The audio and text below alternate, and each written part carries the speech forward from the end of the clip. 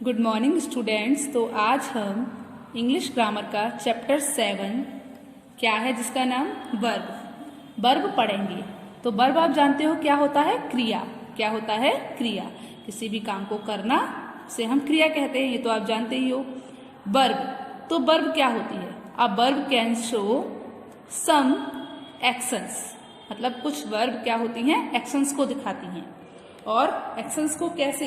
कि जो भी आपकी सब्जेक्ट है वो क्या कर रहा है उसके एक्शंस को दिखाती हैं, ठीक है, उसे हम वर्ब कहते हैं। ये तो आपको पता चल गया। चलिए कुछ और सेंटेंसेस से, जो सेंटेंसेस दिए हैं उनसे हम समझते हैं कि वर्ब क्या होती है। देखिए, रीड दीज सेंटेंसेस। जो कुछ सेंटेंस है उनको हम पढ़ेंगे और जानेंगे कि वर्ब क्या होती है। The bird is flying. The bird is flying मतलब जो चिड़िया है वो क्या कर रही है बच्चों? उड़ रही है, ठीक है। सेकंड सेंटेंस देखिए, द मदर कुक्स फूड।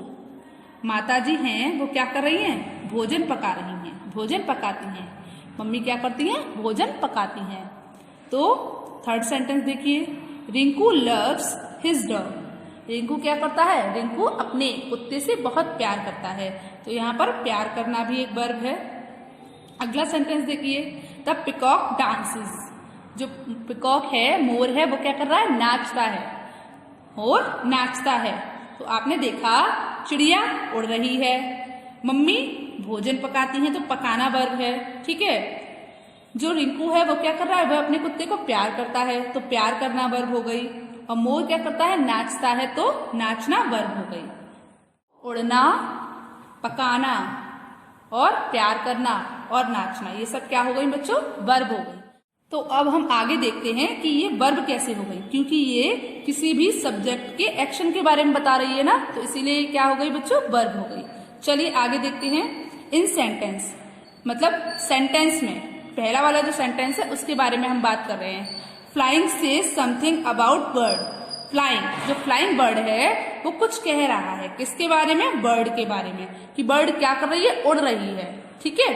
तो इन सेंटेंस अ फ्लाइंग से समथिंग अबाउट बर्ड, मतलब बर्ड के बारे में बता रहा है कि बर्ड क्या कर रही है? उड़ रही है। जैसे कि आप सेकंड सेंटेंस भी देख सकते हैं। इन सेंटेंस मतलब सेकंड सेंटेंस जो बी नंबर का सेंटेंस था उसमें कुक्स सेज, मतलब जो कुक वर्ड था, कुक्स मतलब पकाती हैं, सेज समथिंग अबाउट मदर, जो कुक्स शब्द था वो किसके बारे में बता रहा था? मदर के बारे में, मतलब मम्मी के बारे में कुछ बता रहा था कि मम्मी क्या कर रही हैं? क्या करती हैं मम्मी? पकाती हैं, मम्मी भोजन पकाती हैं। तो जो कुक वर्ड था वो किसके बारे में बता रहा था बच्चों? मम्मी के बारे में बता रहा था। जो कुक शब्द था वो अब से समथिंग अबाउट मदर, मतलब मम्मी के बारे में कुछ कह रहा था, ठीक है, कहता है।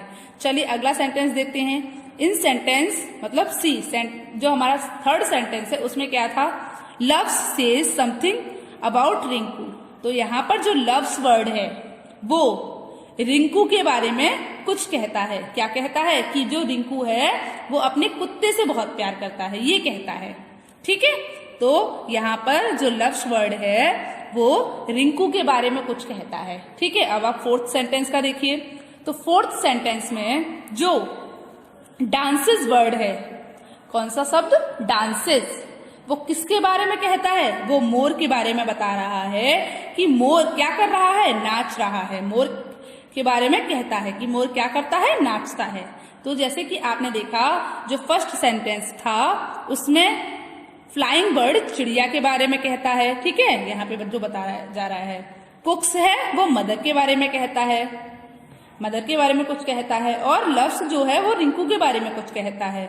और डांसेस जो शब्द है वो पिकॉक के बारे में कुछ कहता है, मतलब मोर के बारे में कुछ कहता है। तो क्या कहता है, क्या कर रहे हैं वो लोग, ये बता रहे हैं ये चारों शब्द, इसीलिए ये क्या है? वर्ब है, क्रिया है।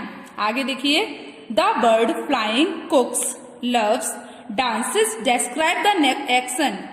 क्या कर रहे हैं? Bird flying cooks loves dances, ये क्या कर रहे हैं? डिस्क्राइब कर रहे हैं। क्या? एक्शन को डिस्क्राइब कर रहे हैं। Of the word, of the subject, किसके एक्शन को डिस्क्राइब कर रहे हैं बच्चों? सब्जेक्ट के, मतलब कर्ता जो है आपका उसके एक्शन को डिस्क्राइब कर रहे हैं। आर कॉल्ड, क्या हुआ? आर कॉल्ड वर्ब, मतलब the word describe the action of subject. The word describe the action of the subject are called verbs। मतलब ऐसे शब्द जो किसी भी सब्जेक्ट के एक्शन के बारे में बता रहा है उसे हम क्रिया कहते हैं। जैसे कि अब आगे देखिए आप, the bird flying cooks loves dances describe the action of subject are called verb. मतलब शब्द उड़ना, पकाना, लव्स प्यार करना, नाचना वर्णन कर रहे हैं, डिस्क्राइब कर रहे हैं किसको? Action of the subject, subject के एक्शन को। ये क्या कहलाता है? ये वर्ब कहलाता है। अब तो बच्चों अब हम वर्ब के टाइप देखते हैं। तो वर्ब 2 टाइप की होती है। वर्ब कितने टाइप की होती है? 2 टाइप्स की होती है। कौन कौन सी? Transitive verb, intransitive verb. कौन कौन सी होती है बच्चों? Transitive verb, intransitive verb. तो ट्रांजिटिव वर्ब क्या होता है? ट्रांजिटिव वर्ब होता है बच्चों जिस भी वर्ब को सेंटेंस में, जिस भी वर्ब को ऑब्जेक्ट की जरूरत होती है। कौन सी वर्ब? जिस वर्ब को ऑब्जेक्ट की जरूरत होती है उसे हम ट्रांजिटिव वर्ब कहते हैं। और इंट्रांजिटिव वर्ब जिस वर्ब को ऑब्जेक्ट की जरूरत नहीं होती, वो खुद में ही अपना काम दिखा सकती है, उसे हम क्या कहते हैं? इंट्रांजिटिव वर्ब कहते हैं। ट्रांजिटिव वर्ब मतलब जिस वर्ब को ऑब्जेक्ट के सहारे की जरूरत है, ऑब्जेक्ट की जरूरत होती है, उसे हम ट्रांजिटिव वर्ब कहते हैं। और जिसको ऑब्जेक्ट की जरूरत नहीं होती है, जिसको ऑब्जेक्ट की जरूरत नहीं होती है, उसे हम इंट्रांजिटिव वर्ब कहते हैं। तो बच्चों चलिए अब हम कुछ सेंटेंसेस पढ़ते हैं। तो बच्चों आप देख सकते हैं जैसे द हंटर कॉट, ठीक है, मतलब शिकारी ने पकड़ा। तो अब आप अगर इससे क्वेश्चन पूछते हैं तो आपको यहाँ कुछ कमी लग रही है, मुझे लग रही है ऑब्जेक्ट नहीं है यहाँ पर। तो द हंटर कॉट मतलब हंटर ने पकड़ा। क्या पकड़ा हंटर ने? ठीक है। अब सेकंड सेंटेंस देखिए, the nurse gives her. The nurse gives her मतलब नर्स ने उसे दिया, नर्स उसे देती है। नर्स उसे क्या देती है? तो यहाँ पर भी हम ऑब्जेक्ट को मिस कर रहे हैं, ठीक है, हमें ऑब्जेक्ट चाहिए। द काउ इज ईटिंग मतलब जो गाय है वो खा रही है। तो यहाँ पर भी हम सोच रहे हैं ना क्या खा रही है, ठीक है। रवि इज राइटिंग तो रवि भी क्या लिख रहा है, ठीक है। तो यहाँ पर हमें ऑब्जेक्ट की जरूरत है। तो ये कौन से सेंटेंस हो गए बच्चों? ट्रांजिटिव सेंटेंसेस, ट्रांजिटिव वर्ब हो गई। इसमें कौन सी वर्ब है ये? ट्रांजिटिव वर्ब हो गई। गिव्स ट्रांजिटिव वर्ब हो गई, ईटिंग ट्रांजिटिव वर्ब हो गई और राइटिंग भी ट्रांजिटिव वर्ब हो गई। क्यों हो गई? क्योंकि इनको ऑब्जेक्ट की जरूरत है। चलिए तो बच्चों आपने ये सेंटेंस पढ़ लिए। अब हम फैक्ट टू नो को देखते हैं। We ask a question for all these verbs. We ask a question for all these verb मतलब हम जब जो ये वर्ब हैं इनसे कोई क्वेश्चन पूछते हैं तो हमारे पास एक क्वेश्चन निकल के आ रहा है क्या। हमारा एक क्वेश्चन वर्ड आ रहा है कि क्या। किसी इन सेंटेंसेस को किसी ऑब्जेक्ट की जरूरत है, तो इसीलिए हमारे मुंह से क्या निकल रहा है कि जैसे कि मैं आपको दिखाती हूँ, द हंटर कॉट मतलब हंटर ने क्या पकड़ा। तो हमारे पास एक क्वेश्चन वर्ड निकल के आ रहा है। इसमें जब हम इससे क्वेश्चन पूछ रहे हैं तो एक क्वेश्चन निकल के आ रहा है क्या, बट इसका आंसर नहीं है ना हमारे पास। तो क्यों नहीं है अब हम ये देखते हैं। We get the complete meaning of these verb by themselves if such objects are added to them like a bird, medicines, grass or letter।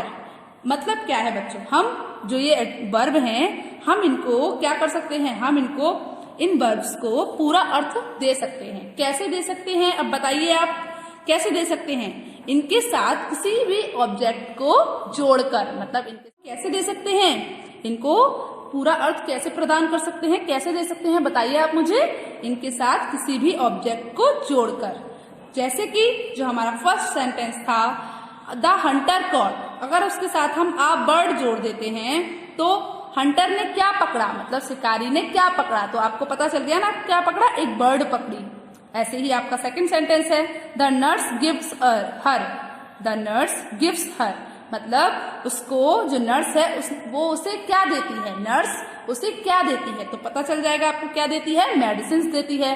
फिर आपके पास सेंटेंस का आंसर, मतलब जब आप उससे क्वेश्चन पूछ रहे तो आपके पास आंसर भी होगा।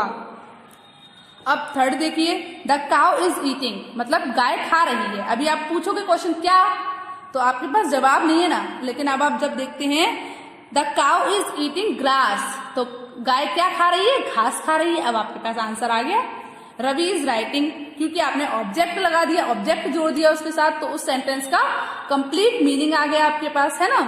तो रवि इज राइटिंग, रवि क्या लिख रहा है? रवि एक पत्र लिख रहा है। तो यहाँ पर क्या हुआ? आपको ऑब्जेक्ट, मतलब आपको क्या मिल गया बच्चों?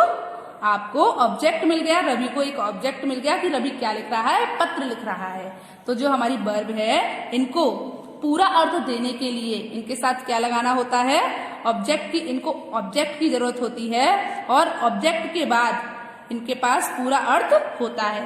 ठीक है, तो ये खुद से पूरा अर्थ दे सकती हैं, पर कब? अपने साथ एक ऑब्जेक्ट को जोड़ के, क्या करके? उनके साथ एक ऑब्जेक्ट को जोड़कर वे क्या करती हैं? एक ऑब्जेक्ट को ऐड कर देंगे अगर हम, तो वे क्या दे सकती हैं? हमें पूरा अर्थ प्राप्त करा सकती हैं। We get the complete meaning of this word, क्या? ऑफ दिस वर्ब, मतलब ये क्या कर सकती हैं? ये हमें पूरा मीनिंग प्राप्त करा सकती हैं। कौन सी verb?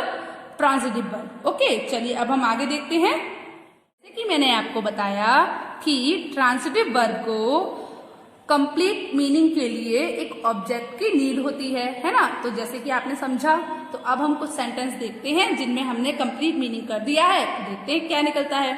The Hunter caught a bird, Hunter ने क्या पकड़ा? हंटर ने एक पक्षी पकड़ा, एक चिड़िया पकड़ी। ठीक है, आगे सेकंड सेंटेंस देखिए। The nurse gives her medicine, nurse उसे दवाइयां देती है। नर्स उसे क्या देती है बच्चों? दवाइयां देती है। थर्ड सेंटेंस देखिए। The cow is eating grass, तो गाय क्या खा रही है? घास खा रही है। फोर्थ देखिए। Ravi is writing a letter, तो रवि क्या लिख रहा है? पत्र लिख रहा है। तो देखिए बच्चों, कॉट, गिव्स, ईटिंग, राइटिंग, इन सबको किसकी नीड थी? एक ऑब्जेक्ट की जरूरत थी। तो हमने ऑब्जेक्ट दिया, जैसे कॉट को हमने कौन सा ऑब्जेक्ट दिया? बर्ड। देता मतलब गिफ्ट्स को हमने कौन सा ऑब्जेक्ट दिया? कौन सा ऑब्जेक्ट दिया? मेडिसिन। ईटिंग को हमने कौन सा ऑब्जेक्ट दिया? ग्रास। राइटिंग को हमने कौन सा ऑब्जेक्ट दिया? लेटर। तो अगर हमें किसी भी ट्रांजिटिव वर्ब में ट्रांजिटिव वर्ब को ऑब्जेक्ट की जरूरत होती है, तो हम उसे ऑब्जेक्ट देते हैं और हमारा सेंटेंस, जो हमारी वर्ब होती है, उसका कंप्लीट सेंस मतलब कंप्लीट मीनिंग हमारे सामने आ जाता है। चलिए देखते हैं कुछ शब्द और। The word bird, medicine, grass and letter. The bird, medicine, grass and letter are the object. क्या है? जो शब्द हैं, चिड़िया, दवाई, घास और पत्र, वे क्या है? वे ऑब्जेक्ट हैं। Which are added to the verb, जो हमने क्या करे हैं? जो हमने वर्ब के साथ ऐड किए हैं, वर्ब के साथ जोड़े हैं, एडिट किए हैं। टू कंप्लीट देयर मीनिंग, उनका अर्थ पूरा करने के लिए। किसके लिए जोड़े हैं बच्चों? टू कंप्लीट देयर मीनिंग, उनका अर्थ पूरा करने के लिए। तो क्या हुआ बच्चों? हमने कुछ ऑब्जेक्ट्स हैं जो हमने वर्ब के साथ जोड़े हैं उनका मीनिंग पूरा करने के लिए। तो जब हमें किसी भी वर्ब को पूरा करने के लिए उसके साथ ऑब्जेक्ट जोड़ना होता है, तो कौन सी वर्ब होती है बच्चों जिसमें हमें ऑब्जेक्ट की जरूरत होती है? ट्रांजिटिव वर्ब होती है। समझ आया आपको? चलिए आगे देखते हैं। A verb that requires an object to complete its meaning is called a transitive verb, मतलब क्रिया जिसे जरूरत होती है एक ऑब्जेक्ट की टू कंप्लीट इट्स मीनिंग, मतलब उसका अर्थ पूरा करने के लिए। किसका अर्थ पूरा करने के लिए? एक क्रिया को जरूरत होती है उसका अर्थ पूरा करने के लिए किसकी जरूरत होती है? एक ऑब्जेक्ट की। तो उसे हम क्या कहते हैं? ट्रांजिटिव वर्ब कहते हैं, मतलब सकर्मक क्रिया कहते हैं। समझ आया? A verb that requires an object to complete its meaning is called a transitive verb, मतलब एक क्रिया जिसे एक ऑब्जेक्ट की जरूरत होती है, अपनी मीनिंग को पूरा करने के लिए एक ऑब्जेक्ट की जरूरत होती है, उसे हम क्या कहते हैं बच्चों? ट्रांजिटिव वर्ब कहते हैं। तो बच्चों आज हमने क्या सीखा? आज हमने ट्रांजिटिव वर्ब सीखी कि ट्रांजिटिव वर्ब कौन सी होती हैं और उनका उपयोग कैसे किया जाता है। उनका उपयोग किसी ऑब्जेक्ट के साथ किया जाता है। और एक चीज और याद रखिएगा कि अगर आपके में ट्रांजिटिव वर्ब आपने ली है और उसमें अगर क्या का आंसर नहीं निकल रहा है तो वो ट्रांजिटिव वर्ब नहीं होगी। ओके, समझ आया? इसीलिए जब भी हम कोई भी सेंटेंस लेंगे, जैसे उसने पकड़ा, तो आप देखिए उसमें निकल रहा है ना क्या पकड़ा, तो वो ट्रांजिटिव वर्ब है, ठीक है। वह खेल रहा है, तो क्या खेल रहा है? ही इज प्लेइंग, वह खेल रहा है। क्या खेल रहा है? क्रिकेट खेल रहा है ना। तो इसमें भी देखिए ये क्या है, इसमें भी आपका आंसर पूछ रहा है ना वो, तो ये ट्रांजिटिव वर्ब है। ही इज रीडिंग, वह क्या कर रहा है? वह पढ़ रहा है। क्या पढ़ रहा है? स्टोरी पढ़ रहा है ना। तो इसके लिए भी हमें ऑब्जेक्ट की जरूरत है। तो जब हम ऐसे सेंटेंस बोलते हैं तो ये सब हमारे किस में जाते हैं? ट्रांजिटिव वर्ब में जाते हैं। समझ आया आपको? तो बच्चों आज हमने ट्रांजिटिव वर्ब सीखी, तो और कल हम क्या सीखेंगे? कल हम इंट्रांजिटिव वर्ब सीखेंगे। समझ आया? तो आपको आज ट्रांजिटिव वर्ब समझ आई? चलिए गुड बाय।